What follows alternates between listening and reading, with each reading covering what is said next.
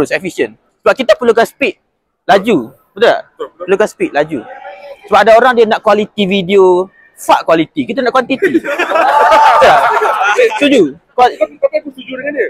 Biasa kalau video cantik-cantik kat TikTok ni tak boleh pergi jauh. Video yang biasa-biasa. Biasa-biasa.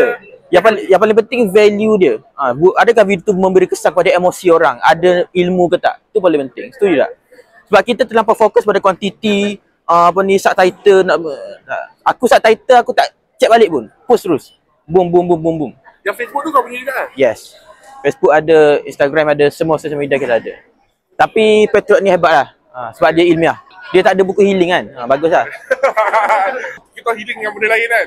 Tuan minat sejarah ke? Sejarah, saya ada buku sejarah lagi lah. Oh ya. Sains minat tak? Fizik ke, kimia, biologi? Jadi kalau sains, kalau ada Dr. Zami okey. Oh, saya suka fizik sebenarnya. Dulu memang saya dok suka matematik. Dia rakam ke? Dia start saya rakam. Cuma lepas saya habis tadi, lepas saya keluar dari sekolah, baru saya suka matematik. Sebab dulu matematik, cikgu tak explain apakah di sebalik masuk simbol-simbol. Saya anggap matematik hanya simbol saja, simbol yang random. Namun setelah saya keluar sekolah, saya faham matematik adalah bahasa kepada universe, bahasa kepada alam semesta. Nak faham black hole, kena tahu matematik. Nak faham bintang, bagaimana bintang terhasil, jatuh, mati, kena matematik. Everything matematik, music matematik. Pada kau satu buku. Buku apa? Yang Dr. Zamir. Dah ada dah? Belum? Belum ada.